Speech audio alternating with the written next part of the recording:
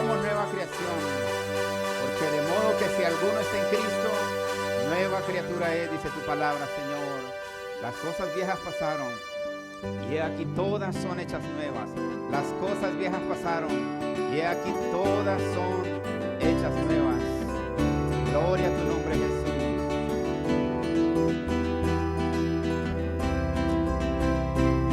Recibe tu gloria, Señor.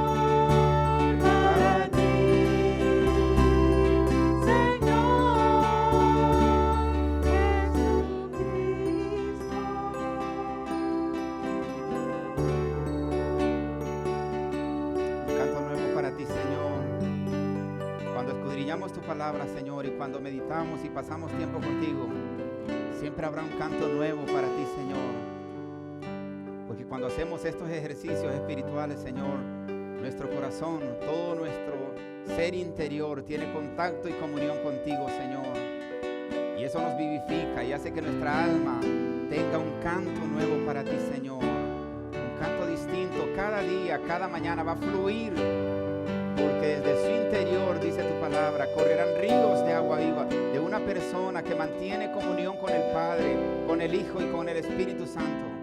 De su interior correrán ríos de agua viva. Fue una promesa de Jesús para todos nosotros.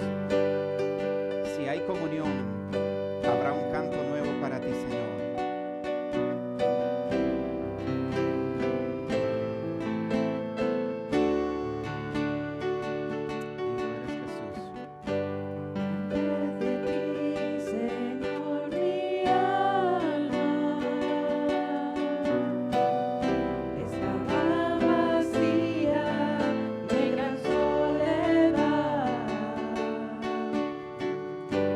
Cuando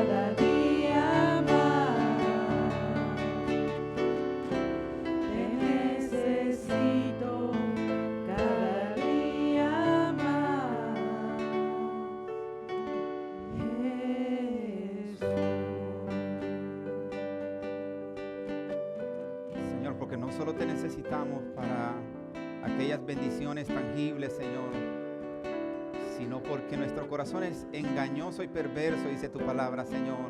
¿Quién lo conocerá? Y por eso te necesitamos también, oh Dios, para que reveles aquellas cosas que quizás pueden pasar ocultas para nosotros, pero que ofenden a mi hermano, que hieren a mi hermano, a mi prójimo, pero sobre todo te ofenden a ti, Señor. ¿Cómo te necesitamos para que constantemente, Señor, saques a la luz aquellas cosas que no están bien en nosotros, Jesús?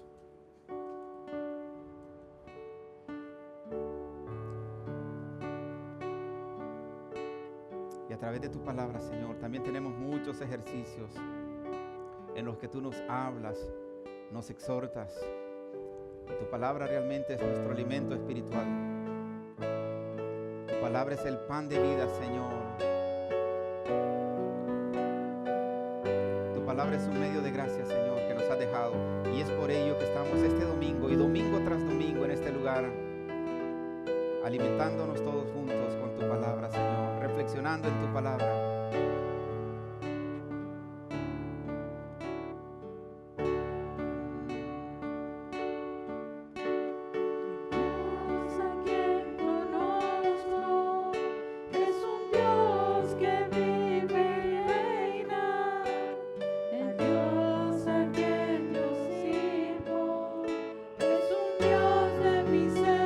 Misericordia, el Dios a quien yo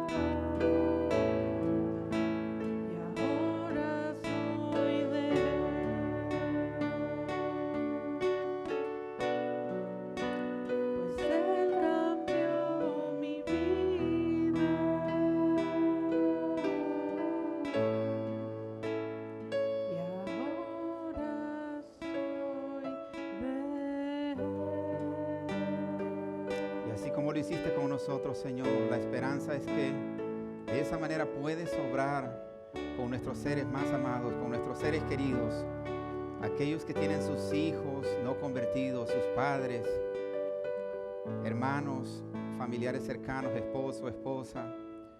Todavía tenemos esa esperanza porque Él cambió nuestra vida. Él es el que tiene el poder y la autoridad.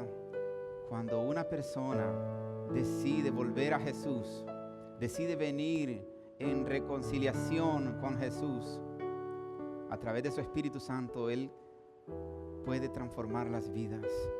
Él puede cambiar las vidas. Y los corazones de piedra los puede convertir en corazones de carne. Pero Él espera que la persona venga voluntariamente, deseoso de sufrir esa metamorfosis, esa transformación, ese cambio. Por eso nuestra oración debe ser constante por aquellos que todavía no entran en la salvación. Porque el Señor sí quiere hacerlo. El Señor sí quiere salvar, y hoy es día de salvación. Todos los días que estemos vivos son días de salvación. Por eso es que vivimos, por eso es que te adoramos, por eso es que te alabamos. Porque el Dios que nosotros conocemos es un Dios que quiere y puede cambiar, un Dios que quiere y puede transformar, y un Dios que quiere y puede salvar. Te bendecimos esta mañana, Señor. Te damos gracias por esa fidelidad y por ese amor tan grande, y por esta oportunidad, por esta misericordia que se renueva cada día y cada mañana, sin merecerlas nosotros, Señor. Y esto es la gracia inmerecida. Muchas gracias, Jesús, en tu nombre santo. Amén y amén.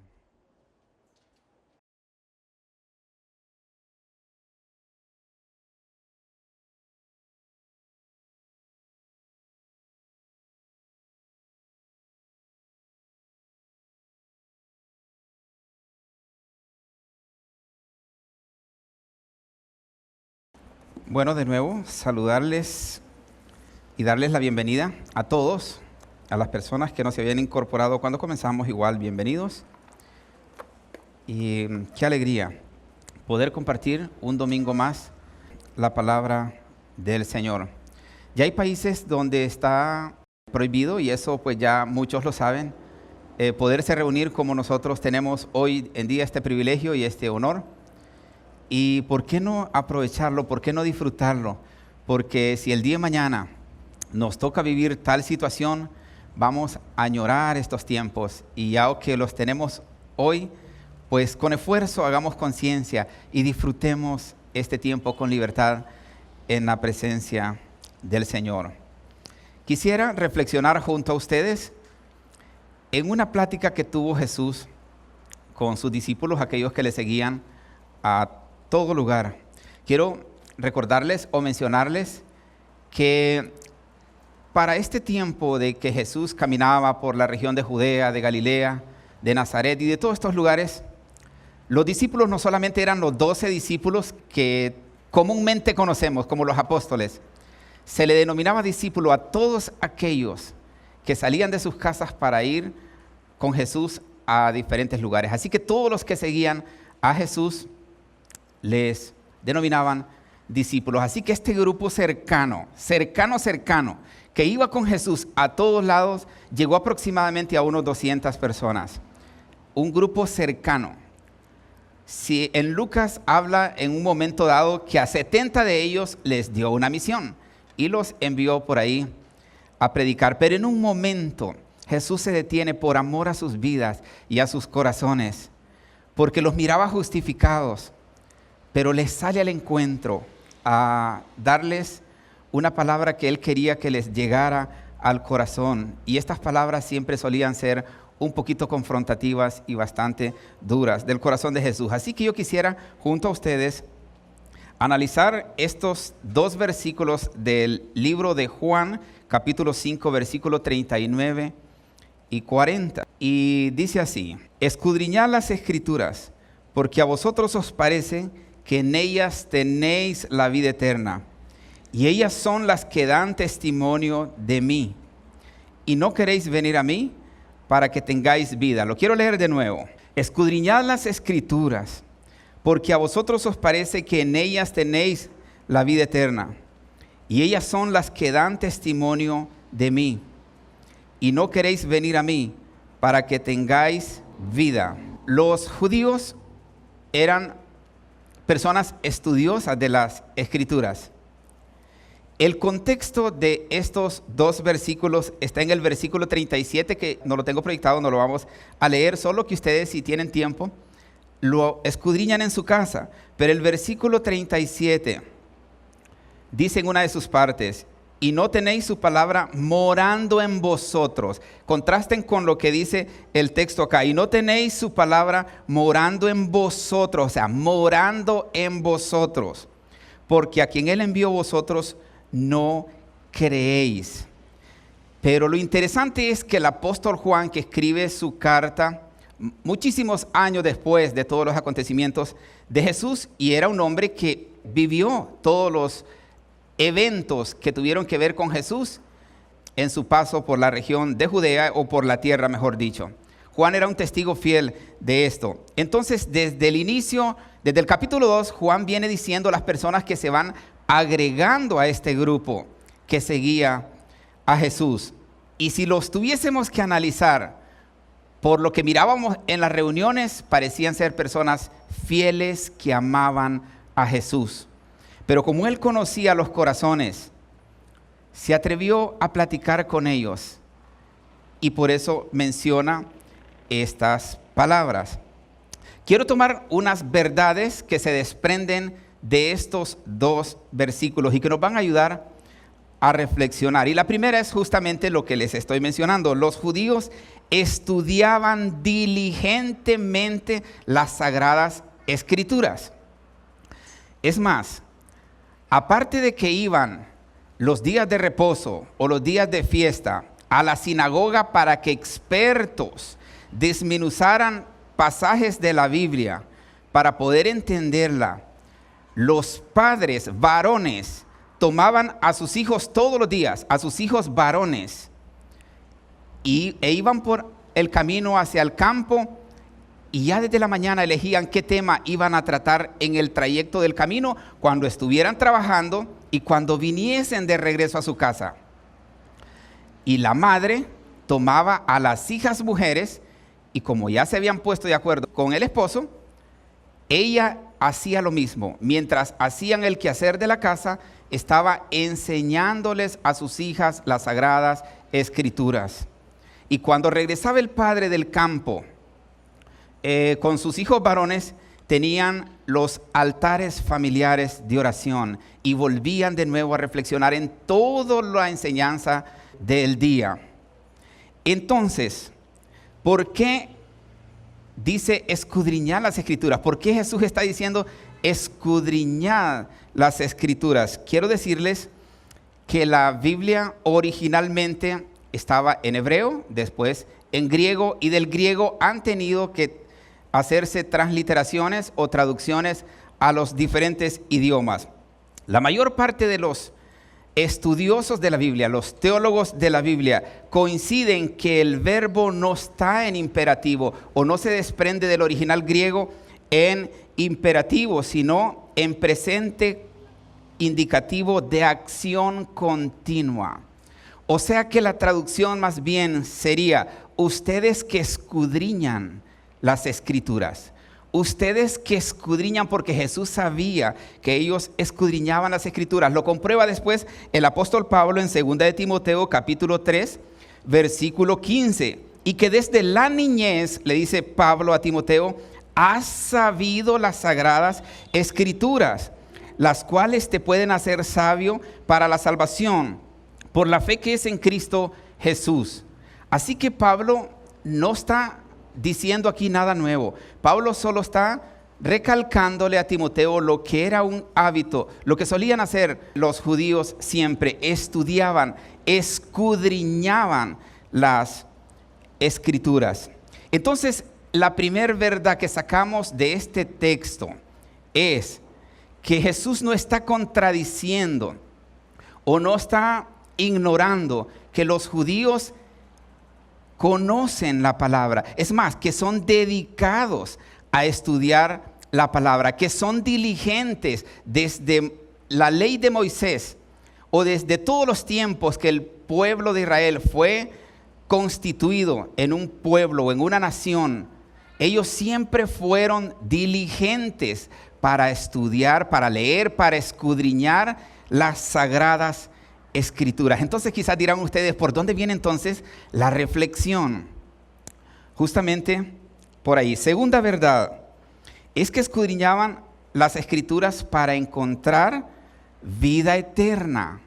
Inclusive, miren, hasta esto llegaron a entender y comprender que si ellos no querían perecer, tenían que obedecer lo que Dios había establecido a través de las sagradas escrituras. También eso lo conocían y lo entendían. Las escrituras, desde los escritos de Moisés hasta Malaquías, que era lo que ellos tenían como escrituras, para ese momento no se había escrito el Nuevo Testamento. Desde Moisés hasta los profetas, habla de esta vida eterna y habla de la venida de un Mesías Salvador. Y habla de que la vida eterna está a través de esas escrituras, porque estas escrituras nos narran y nos llevan al Salvador, nos llevan al Mesías. Y un proverbio dice, el que tiene las palabras de la ley tiene la vida. Y era muy común en los judíos repetir este proverbio. El que tiene las palabras de la ley tiene la vida. Así que también esto lo conocían ellos, lo sabían ellos. Y quiero recordarles que Jesús se ha detenido con este grupo de judíos porque le interesa llamarles la atención, porque le están siguiendo a todos lados, a todas las aldeas. Han dejado sus casas, han sacrificado incluso dinero, trabajos, familia, y le están siguiendo. Pero este Jesús de amor no quiere que sigan perdiendo su tiempo de esta manera, porque como Él conoce los corazones, no los ve salvos. Entonces se detiene con ellos para hacerles reflexionar, y como ellos podían haberle sacado que eran amantes de la palabra y que eran diligentes para escudriñar la palabra, por eso Él se adelanta y les dice, ustedes que escudriñan la palabra, porque a ustedes les parece o porque ustedes entienden que en ellas está la vida eterna. Y es más, les dice, y ellas son las que dan testimonio de mí. Les está diciendo Jesús, y ellas son las que dan testimonio de mí. Y esta sería la tercera verdad.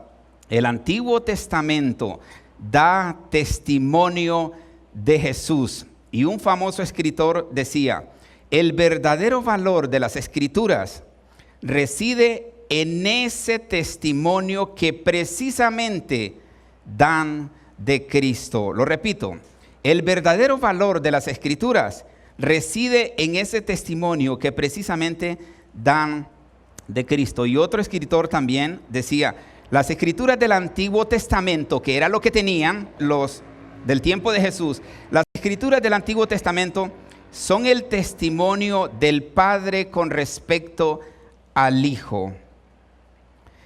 Y cuando Jesús ha tomado el ministerio de Juan el Bautista, y ya le siguen los discípulos de Juan y otros que están creyendo en él, en ese tiempo en el que Jesús está captando o reclutando personas para que ejerzan con él el ministerio. En el libro de Juan, capítulo 1, versículo 45, nos dice que Felipe halló a Natanael y le dijo, fíjense bien en esto, lo he remarcado por eso, hemos hallado a aquel de quien escribió Moisés en la ley, así como los profetas, a Jesús, el hijo de José de Nazaret. Fíjense en lo subrayado, en lo resaltado. Hemos hallado, significa que estaban buscando, que estaban esperando. Eso también nos dice que estudiaban la palabra para haber sabido esto. Hemos hallado a aquel de quien escribió Moisés en la ley, o sea, el Pentateuco, los primeros 5 libros, así como los profetas, de Josué hasta Malaquías. En la era de Jesús, un judío que todavía no había entrado en muchas enseñanzas, del tiempo de Jesús estoy hablando, pero sí de la costumbre que tenían ellos, que desde que un niño tenía conocimiento de causa, entraba en una férrea enseñanza de la cultura, la tradición y de sus principios de fe. Felipe halló a Natanael y le dijo: hemos hallado a aquel de quien escribió Moisés en la ley, así como los profetas, a Jesús, el hijo de José de Nazaret. Lo esperaban, sabían que vendría un Mesías. ¿Por qué Felipe le está diciendo a Natanael, hemos hallado? ¿Y por qué le está diciendo con tanta certeza? Porque habían estudiado en la Biblia las características que los profetas o desde Moisés decían cómo habría de ser el Mesías, Jesús. Entonces, cuando Natanael lo encuentra en poco tiempo, en muy poco tiempo, Natanael se da cuenta que está frente a ese Mesías, frente a ese Jesús profetizado miles de años atrás. Y Lucas capítulo 24, versículo 25, aquí vamos a analizar lo que dice Lucas y lo que dice Jesús. Lo que está en rojo lo dice Jesús siempre. En los textos que yo traigo siempre, lo de Jesús va en rojo. Entonces él le dijo: oh insensatos y tardos de corazón para creer todo lo que los profetas han dicho. ¿No era necesario que el Cristo padeciera estas cosas y que entrara en su gloria? Jesús deja esa reflexión en el aire. Y después Lucas, el historiador que está escribiendo, en el versículo 27 nos dice: y comenzando desde Moisés y siguiendo por los profetas, les declaraba en todas las escrituras lo que de él decían.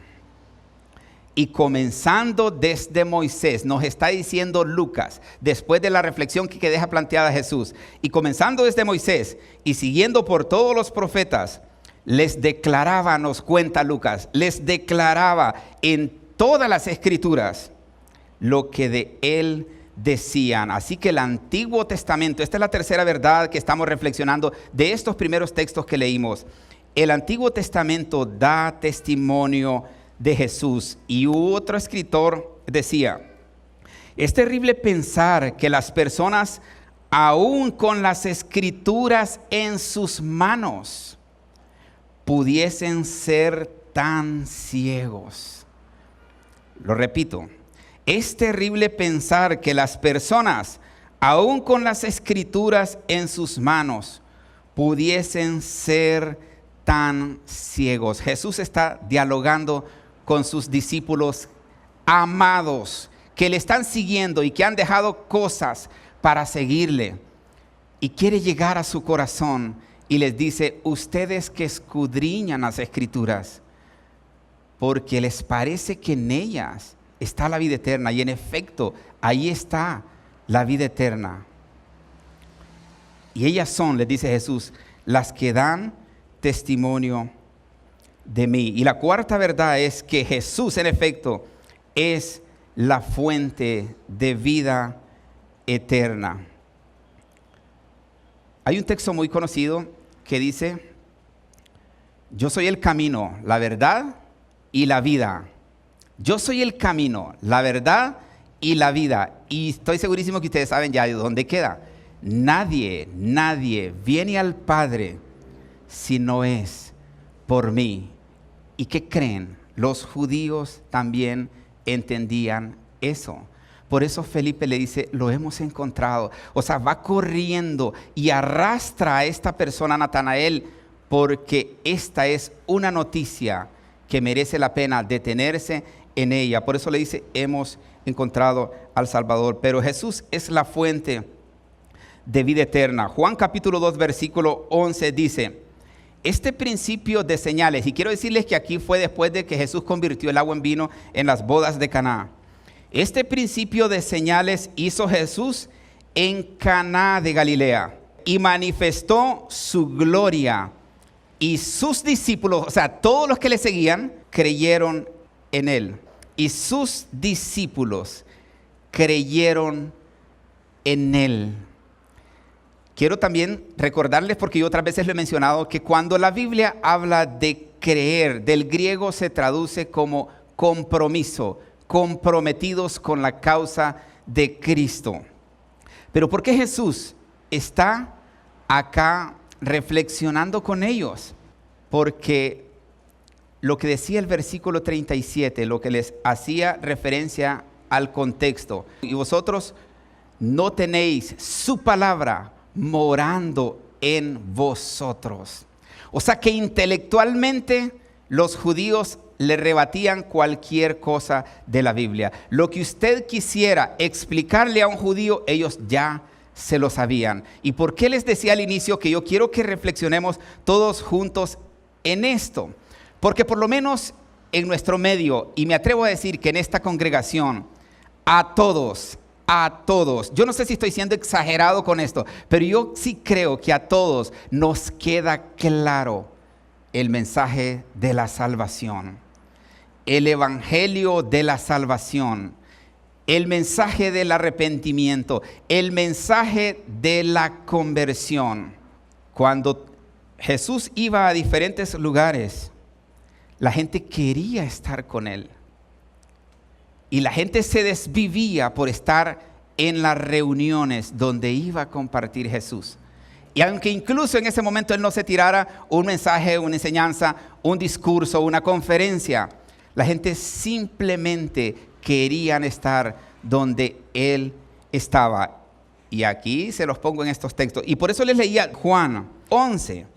Este principio de señales hizo Jesús en Caná de Galilea, o sea, estos milagros, y manifestó su gloria. Y sus discípulos creyeron en él. Si ustedes leen el capítulo Juan, desde ahí van a ir viendo que la multitud ya va siendo más grande, va siendo más grande, va siendo más grande. Pero como Jesús sigue predicándoles y sigue confrontándoles algunas cosas, esta multitud va creciendo, pero también va creciendo un sentimiento de rechazo a este hombre que sí le vemos que es poderoso, sí le vemos que hace señales maravillosas y que incluso creemos que viene de Dios, pero nos estorba, nos inquieta, nos molesta con su mensaje. Y por eso ya comenzó a tener algunas diferencias con varios, con muchos, pero qué terrible, todavía le seguían. Y todos estos que le seguían tenían claro que Jesús era el Mesías. Porque cuando hablaban, decían que las escrituras daban testimonio de él y que no había duda que lo que describían las escrituras era lo que Jesús estaba haciendo, era lo que Jesús estaba diciendo. Sin embargo, querían que Jesús cambiara su mensaje por un mensaje menos confrontativo, por un mensaje que no les incomodara. Es más, desde el capítulo 3 de este evangelio de Juan, ya se van manifestando un poco más. Ya se van manifestando las posiciones de algunos. Juan capítulo 6, versículo 24, dice: cuando vio pues la gente que Jesús no estaba allí, ni sus discípulos, entraron en las barcas. Fíjense que ellos, todo el otro lado de Galilea, en el lado de Capernaum, estaba multitudes esperando a Jesús. Querían estar donde él estaba. Cuando vio pues la gente que Jesús no estaba ahí, ni sus discípulos, entraron en las barcas y fueron a Capernaum buscando a Jesús. Qué interesante. Buscando a Jesús. Wow, qué interesados, qué deseosos, cuánto amor, cuánto compromiso por la causa de Cristo. Parecía, por lo menos. Versículo 25 dice: y hallándole al otro lado del mar, le dijeron: Rabí, ¿cuándo llegaste acá? Y fíjense que hay comentarios bíblicos que amplían: Señor, ¿por qué nos dejaste abandonado al otro lado del mar? Señor, y es más, en el otro lado de Genezaret, todas las regiones de Judea te están esperando. O sea, ¿por qué? ¿Cuándo llegaste acá y nos dejaste allá esperando? Tuvimos que averiguar por otros medios que no ibas a estar con nosotros y que te venías a Capernaum, y tuvimos que venirnos a Capernaum. Capernaum sí era uno de los lugares más oscuros de la era de los tiempos de Jesús, donde incluso habían cosas, mucha brujería, mucho espiritismo, y hubo mucho rechazo al evangelio de Cristo. Jesús se fue para allá, para este lugar, y allá le siguieron estas personas. Y ahí le fueron a increpar, le fueron a reclamar. Respondiendo Jesús les dijo: de cierto os digo, que me buscáis, no porque habéis visto las señales, sino porque comisteis el pan y os saciaste. Jesús les está diciendo: señores, seamos honestos, ustedes no me aman, ustedes no están comprometidos conmigo, aunque externamente tienen señales de que han creído en mí. Y como creer se traduce como un compromiso, ustedes aparentan estar comprometidos conmigo, pero ustedes buscan un interés externo. Y ese es el mensaje para que hoy todos nosotros, los que estamos acá y los que también nos pueden ver después grabados, podamos reflexionar. Inclusive, miren, cuando estemos a solas, que es cuando podemos sentirnos desnudos delante del Señor, espiritualmente hablando. Preguntémosle: Señor, ¿realmente yo estoy comprometido con la causa de Cristo? ¿Realmente yo he creído? ¿O soy como este grupo de discípulos que le seguían a todos lados? Y en apariencia, cualquiera creía que eran verdaderos discípulos y que estaban comprometidos con la causa de Cristo, pero Él conoce el corazón, y he ahí el detalle. Él conoce los corazones y ahora mismo está señalando nuestros corazones y está conociendo nuestros corazones, porque así como nosotros venimos todos los domingos acá y quizás podríamos estar comprometidos con cualquier actividad que se tenga que hacer en la iglesia cristiana de Honduras, así también ellos estaban comprometidos externamente, aportaban económicamente a la causa de Cristo, y como les digo, dejaban todo y le acompañaban a todos los lugares. Pero Jesús, en su amor, ya no quiere que sigan de esta manera, porque están invirtiendo recursos, y el más valioso de los recursos, su tiempo.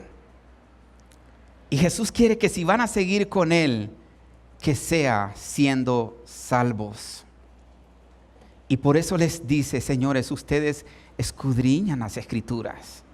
Y es más, ustedes entienden que solo a través de ellas podemos encontrar la vida eterna.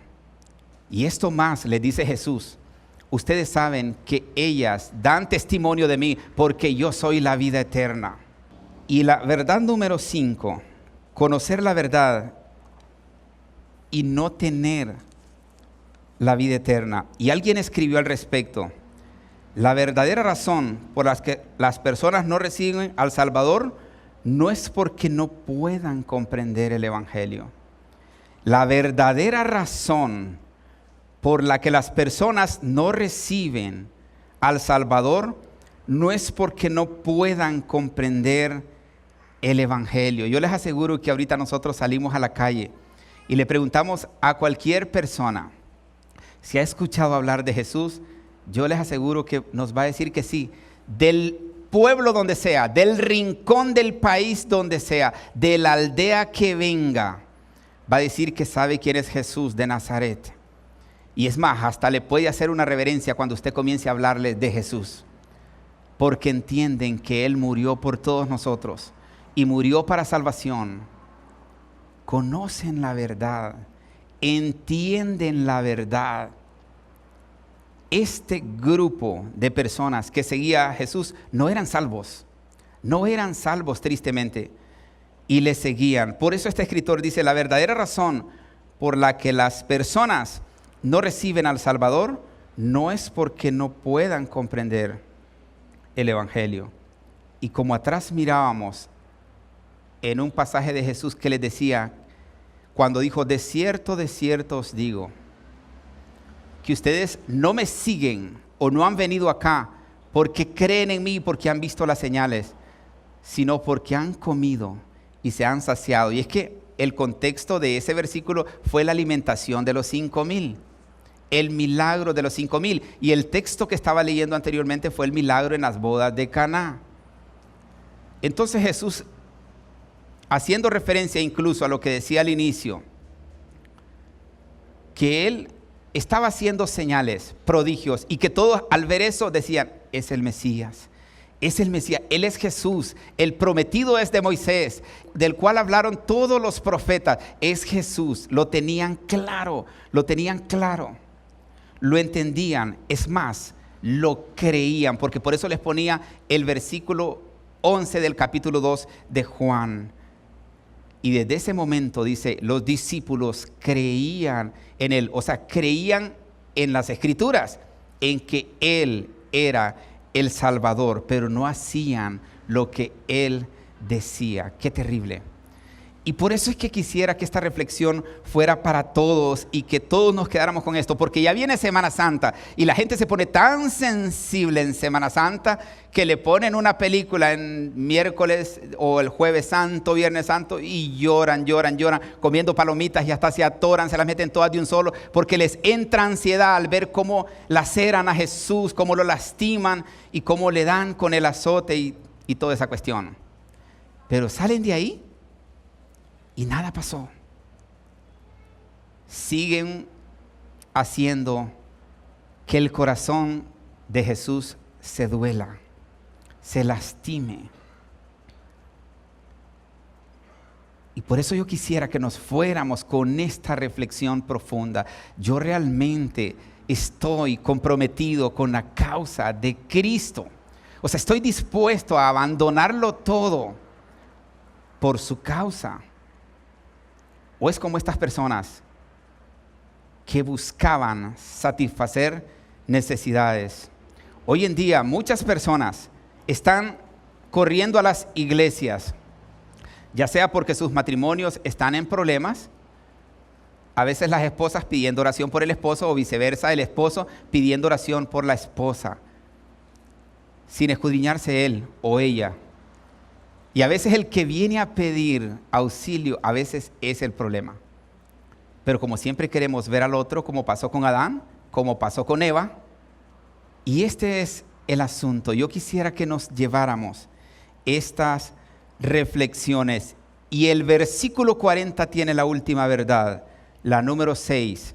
El versículo 40 dice, y no queréis venir a mí para que tengáis vida. Y esta reflexión la he titulado de esa manera. No queréis venir a mí.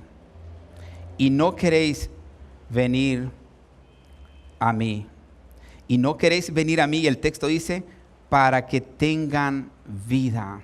O sea, Jesús les está diciendo, señores, hasta el deseo de entrar en la vida eterna para ustedes es hipocresía. Es mentira, porque ustedes saben, porque ustedes leen, porque ustedes diligentemente durante muchos años, todas sus generaciones, han escudriñado las Escrituras. Y al escudriñar las Escrituras, han entendido el mensaje de la salvación y han entendido que todas llevan a Jesús, que todo habla del Mesías, que salvará al mundo del pecado. Entonces, con tristeza, esta plática, Jesús la lleva a estas frases, pero tristemente ustedes no quieren venir a mí. No quieren venir a mí para tener vida eterna. Imagínense un poco el quebranto de Jesús. ¿Qué más les puede decir si la Biblia ya se la saben? Si el mensaje principal de estas Escrituras ya lo saben, ya lo entienden, pero solo hay una razón por la que ellos no tienen comunión con el Señor, y solo hay una razón para que el hombre y la mujer hoy en día no tengan comunión con el Señor. ¿Y cuál creen que es? Que no quieren. Que no quieren. Así de sencillo. Yo por eso les suplico, les pido encarecidamente, que hoy mismo, que no le den más largas a eso, que se pongan a pensar en su condición espiritual. ¿Cómo se ven ustedes? No delante del pastor, no delante de ningún líder de ninguna iglesia, sino frente a este Mesías al cual estaba todo este grupo de judíos y discípulos que seguían a Jesús. ¿Cómo está su condición? ¿Usted tiene comunión con el Señor? ¿Usted se considera salvo? Si el Señor viene ya por su iglesia, ¿usted va para el cielo? ¿O usted tiene dudas? Si usted tiene dudas, usted se queda. Porque el Espíritu de Dios da testimonio a nuestro espíritu que somos hijos de Dios. Y de eso no queda duda. De eso no queda duda. Porque una verdad se apodera de nosotros. Y la fe fluye en nosotros para salvación. Y por eso el Espíritu Santo a partir de ese momento entra en nosotros y somos cubiertos con su Santo Espíritu. Y es esto realmente la llenura del Espíritu Santo de Dios. Y nos trae convicción, nos trae certezas, primero de que somos hijos de Dios y por ende que somos salvos. Y si alguien acá se considera no salvo, piense que solo hay una manera por la que usted no está teniendo comunión con Dios. Y es que usted no quiere. Porque Él sí quiere, quiero decirles. Y les quiero enfatizar eso. Él sí quiere. Es más, Él sufre. Porque dice la Biblia, he aquí, yo estoy a la puerta y llamo. Eso significa que todos los días está tocando la puerta de nuestro corazón. He aquí yo estoy a la puerta y llamo. Y dice, si alguno quiere, porque Él sí quiere. Si alguno quiere venir en pos de mí, si alguno quiere y abre la puerta, entraré a Él. O sea, si Él quiere, entraré a Él, cenaré con Él y Él conmigo. Esto es comunión. A partir de ese momento está diciendo Jesús, si ustedes aceptan la invitación que hago todos los días, las 24 horas del día, y a veces toco un poquito más fuerte la puerta, a veces les quito algunas distracciones, a veces les quito algunas cosas que los tienen distraídos, que los tienen cómodos, a veces se las quito, pero solamente estoy tocando la puerta, porque yo sí quiero tener comunión con ustedes. Qué triste que terminen las 24 horas del día y Jesús no lo logró. Por una sola razón, porque usted no quiere. Por eso les decía la reflexión de hoy, y no queréis venir a mí para que tengáis vida eterna. Quisiera mencionar algunas razones por las que la gente no quiere venir a mí. Que nos quede clarísimo eso, que si alguien no tiene hoy por hoy la salvación segura, es porque no quiere. Si alguien ahora mismo no se siente salvo, es porque no quiere. No le busquemos más vuelta. Jesús se lo dijo a sus discípulos, no porque los aborrecía, no porque quería fastidiarlos porque andaban a todos lados con Él y Él no tenía privacidad, para nada. Más bien Él estaba contento y agradecido con ellos por esa acción, pero quería moverles el piso, quería que reaccionaran.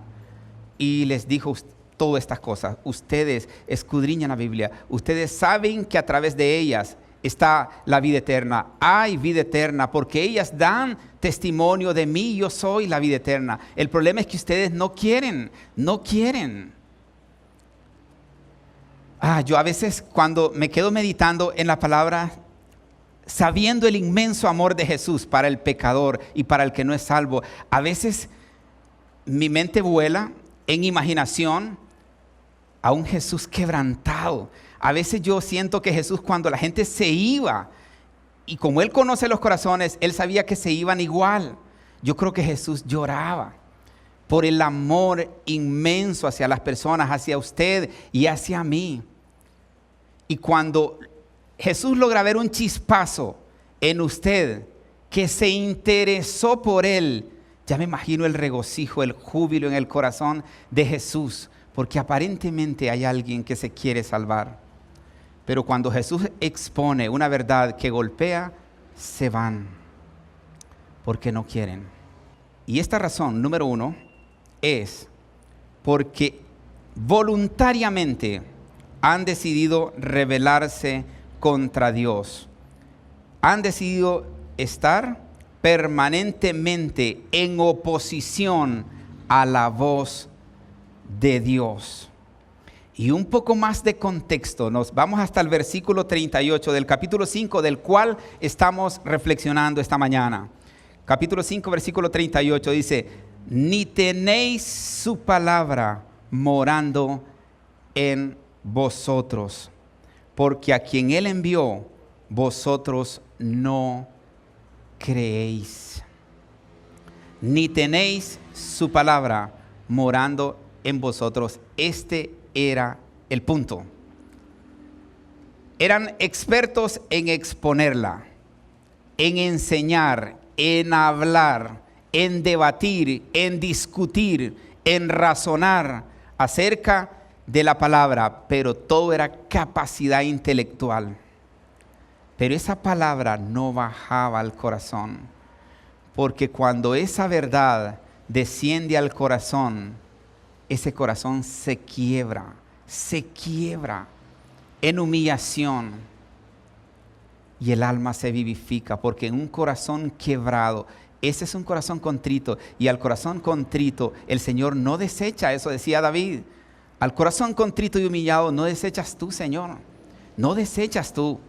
Entonces, si el corazón, si esa palabra, si toda esa capacidad intelectual de la verdad que conocen desciende al corazón, se quiebra el corazón de piedra, y Jesús hace resurgir un corazón de carne que le da la gloria todo el tiempo a Él. Y el alma se vivifica, y entonces de ahí para allá se establece el contacto, la comunión del ser humano con Dios. Y nunca más esta persona puede ser ya la misma a partir de este momento. Ni tenéis su palabra morando en vosotros. La tenían en la cabeza, pero no anidada en su corazón. Porque a quien Él envió, o sea, a Jesús, al cual ellos creían y entendían, vosotros no creéis. Y un escritor decía: de modo que la condenación de una persona no se debe a la ignorancia de Dios o del Evangelio, porque Dios de algún modo nos hace llegar toda la luz del Evangelio. Repito esta parte: de modo que la condenación de una persona no se debe a la ignorancia de Dios o del Evangelio, porque Dios de algún modo nos hace llegar a todos la luz del Evangelio, sino porque en la rebeldía en que viven estas personas siempre cierran el paso a la verdad que trata de avanzar hasta el corazón. Ese es el problema. Este es el problema, sino porque en la rebeldía en que viven estas personas siempre cierran el paso a la verdad que trata de avanzar hasta el corazón. Número 2, no aman a Dios. Razones por las que no quieren venir. No aman a Dios. No aman a Dios. Y vuelvo de nuevo, Jesús está platicando con unas personas que andan haciendo acciones buenas a favor de Él, pero Él quiere que trasciendan lo material y lo externo para entrar en un mundo y en un avivamiento espiritual con Él. Pero como la persona voluntariamente que se rebela contra Dios decide también engañarse, en el versículo 42 siempre de este capítulo que estamos reflexionando, Jesús les dice: mas yo os conozco. Y fíjense que eso se los está diciendo hace más de 2000 años a este grupo de personas que tienen acciones buenas y que hacen cosas buenas, como lo que muchos de ustedes hacen: venir de sus casas, cambiarse, bañarse en un día de descanso, después de toda una semana de trabajo, venir. Son cosas buenas que Jesús también las está viendo, pero como Él también ve el corazón, y nadie se va a salvar por hacer acciones externas buenas, si su corazón no ha sido quebrantado por la santa y bendita palabra de Dios. Jesús les dice, mas yo os conozco, o sea, no tengan duda, yo os conozco, que no tenéis amor de Dios en vosotros. Este es el punto, este es el asunto. Cuando alguien está enamorado le dice, te amo con todo mi corazón, porque entendemos que el corazón es un símbolo que concentra la vida para todo, inclusive para dar amor. Entonces, si alguien no tiene, si el intelecto de ellos estaba lleno de esa palabra, pero no llegaba al corazón, ¿cómo puede decir alguien que ama al Señor así? Jesús les dice, mas yo os conozco, y esta es la palabra clave, que Él nos conoce. Y lo triste es que nosotros decidimos engañarnos, pero por eso Jesús de entrada les dice, yo los conozco. Es más, conozco el corazón de ustedes, conozco lo que está pasando ahora mismo en sus corazones, conozco lo que está maquinando ahora mismo su corazón, que no tienen amor, o sea, no tienen amor a Dios, no hay amor de Dios en ustedes. Y si alguien no tiene el amor de Dios, ¿con qué amor me puede amar? O si yo no tengo el amor de Dios, ¿con qué amor puedo amar? A todo el mundo. Si no tenemos este amor ágape en nosotros, por los demás existe nada más un afecto natural. Por los que tienen sus padres, por sus padres, un afecto natural. Se le llama filial porque está afiliado a, por el interés tal. Porque es mi mamá, porque nací de ella, porque ella me crió, porque ella me cuidó y porque hay un afecto natural, sangre de su sangre.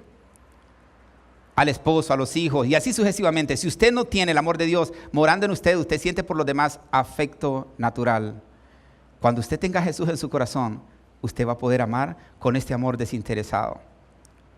Mas yo os conozco, a mí me deja esto clavado. Mas yo os conozco, no nos engañemos, que no tenéis amor de Dios en vosotros. Y alguien escribió, no pensemos que podemos engañar a Jesús con falsas profesiones de fe, porque Él atraviesa con su mirada todas las caretas. Él atraviesa con sus ojos como llamas de fuego las caretas. Por muy bellas que sean las máscaras que nos pongamos, podemos engañar a nuestros vecinos, a nuestros amigos, hermanos, incluso podemos engañarnos a nosotros mismos, pero nunca, nunca, nunca podremos engañar a Dios. Y esto que por favor nos quede claro, yo sí desearía y voy a orar por ustedes para que nos vayamos a meditar y que no seamos ya igual de aquí en adelante. Número 3, están más interesados en la aprobación de sus semejantes que en la aprobación de Dios. Y el versículo 44 dice, ¿cómo podéis vosotros creer? Así como les estaba diciendo, ¿cómo pueden ustedes amar si no tienen el amor de Dios? ¿Cómo podéis vosotros creer? Pues recibís gloria los unos de los otros y no buscáis la gloria que viene del Dios único. Así como mencionaba, ¿cómo pueden ustedes amar? ¿Cómo pueden ustedes creer? Y es que como creer se traduce comprometidos con, en griego. Entonces Jesús le está diciendo, ¿cómo pueden estar ustedes comprometidos conmigo? ¿Cómo? Si ustedes están acá buscando intereses externos, y en este texto les está diciendo, es más, están buscando un reconocimiento en los demás. Están tratando de que cuando ustedes hacen algo, alguien se los reconozca, y están tratando de ser vistos por otros para ser admirados. Entonces Jesús les dice, ¿cómo va a salir un compromiso para mi causa de este tipo de cosas? ¿Cómo va a salir compromiso para mí si lo único que puedo ofrecerles en esta tierra es sufrimiento y padecimiento por causa de la consagración que yo esperaría de cada uno de ustedes? ¿Cómo podéis vosotros creer? Pues recibís gloria los unos de los otros y no buscáis la gloria que viene del Dios único. Carlos Finney allá por 1840, él decía que miraba a las mujeres y a los hombres, pero él se centraba un poco en la mujer y decía con cuánta dedicación, con cuánta fuerza, con cuánto ímpetu procuran que su cuerpo esté bonito. Se cuidan con cremas, con cosas, el cabello, van a los salones, a veces no escatiman cantidades para que su pelo luzca espectacular. Y yo creo que Carlos Finney se centraba un poco en la mujer porque el hombre es un poco más mecánico, aunque no falta algún metrosexual por ahí que siempre se anda cuidando con un montón de detalles. Pero Carlos Finney se centraba en la mujer porque hay un poco más de vanidad en este sentido. Entonces Carlos Finney decía, ¿imaginan ustedes a una mujer dedicando tanto interés a su alma como el que le dedica a su cuerpo? Pero Carlos Finney se pregunta en este material, en este artículo, si todos en la iglesia donde vamos el domingo fueran ciegos y usted fuera el único que tiene la vista, ¿se arreglaría de la misma manera? Se preguntaba Carlos Finney, porque normalmente hay más dedicación honestamente, sabiendo que nos van a ver, Entonces Carlos Finney decía, tendríamos la misma dedicación si todos fueran ciegos, pero él tomaba esto para reflexionar, porque decía Carlos Finney, si una noche antes el interés fuera mi alma, si una noche antes de la reunión, decía Carlos Finney, el interés fuera el alma de mi prójimo, de los que van a estar en ese lugar, y mi alma, entonces las cosas cambiarían.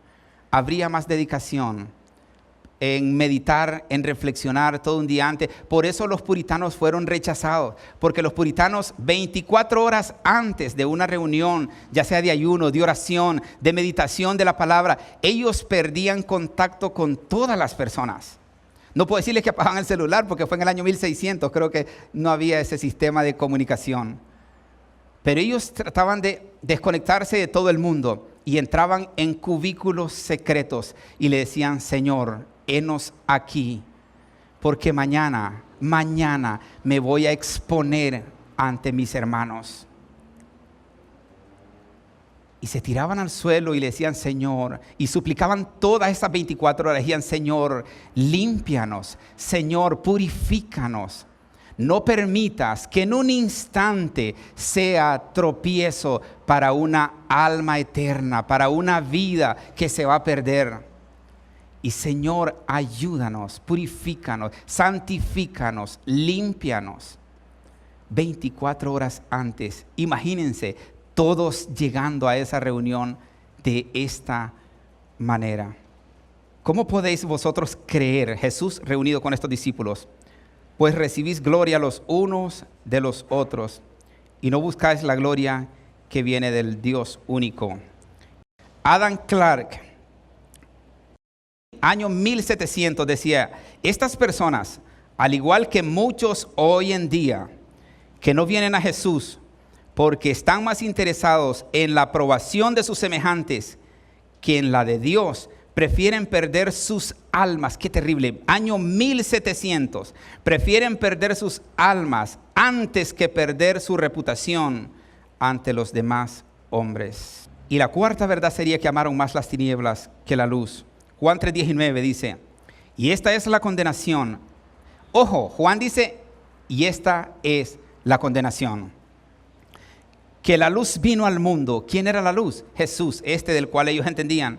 Y los hombres amaron más las tinieblas que la luz, porque sus obras eran malas. Y esta es la condenación, que la luz vino al mundo. Y esta luz también es la verdad, es la palabra. Por eso en Juan inicia diciendo, en el principio era el verbo, palabra. Y el verbo era con Dios. Y el verbo era Dios. Las escrituras, Jesús. Ambas se fusionan y en ellas está la vida eterna. Jesús en ellas y ellas en Jesús. Y esta es la condenación, que la luz vino al mundo, y los hombres amaron más las tinieblas que la luz, porque sus obras eran malas. Número 5, para que sus obras no sean reprendidas.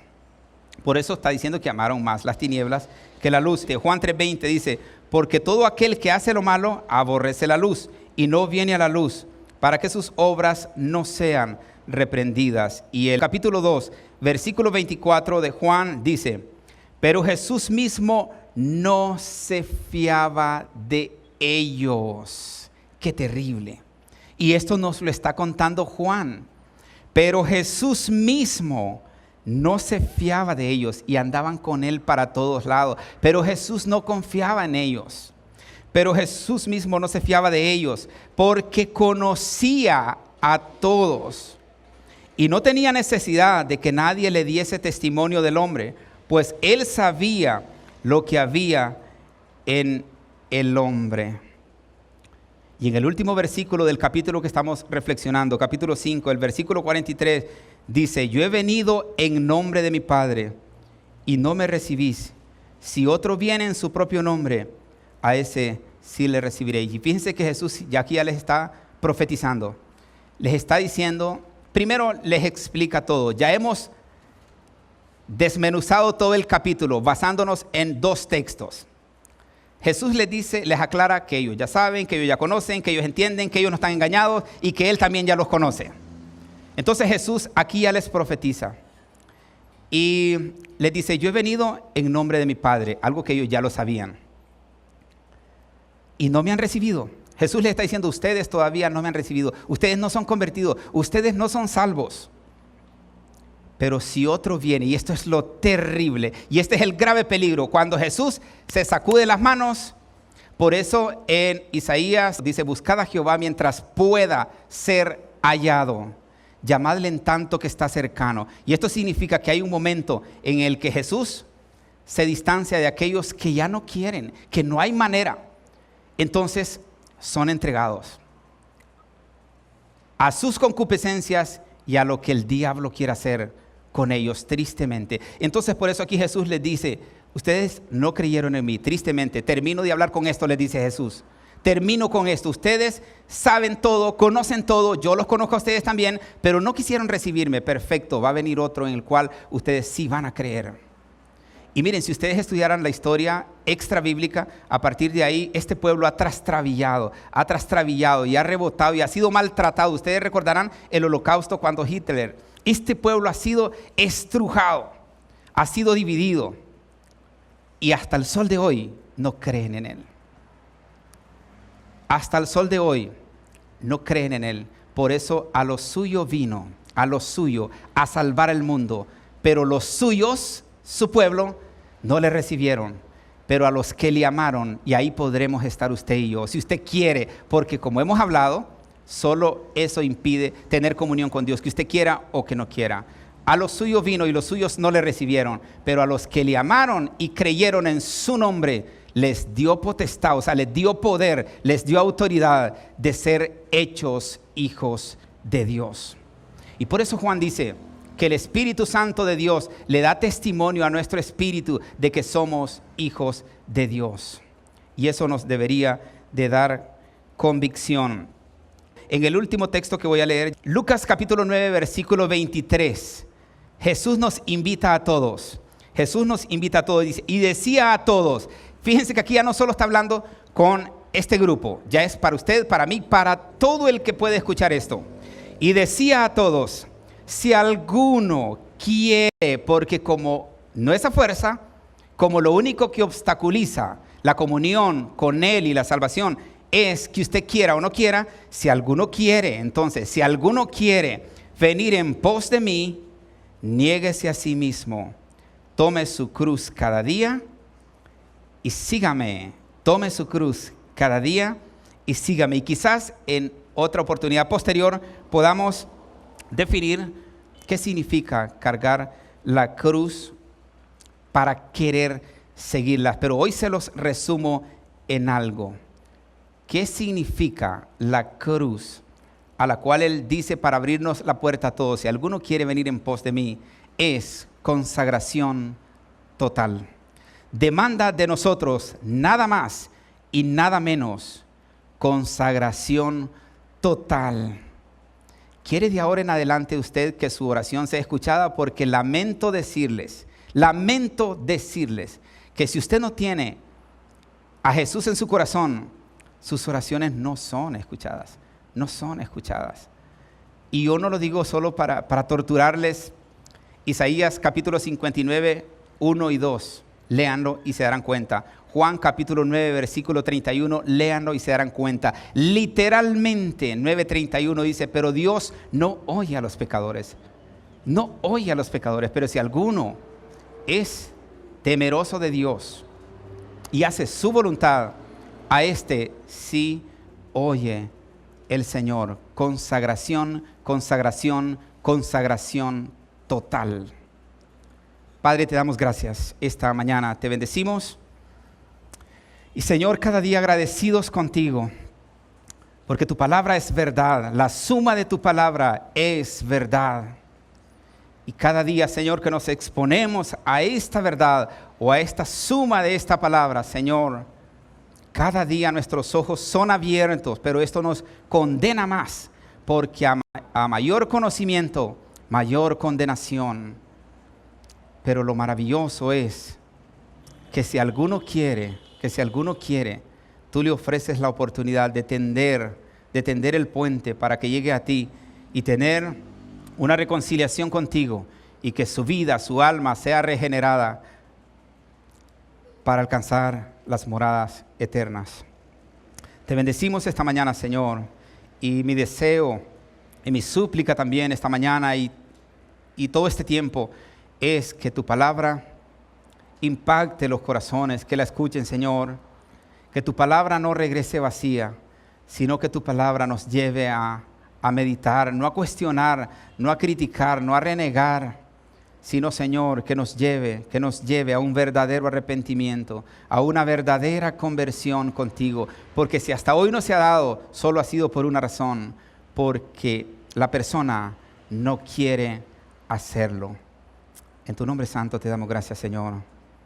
Amén y amén.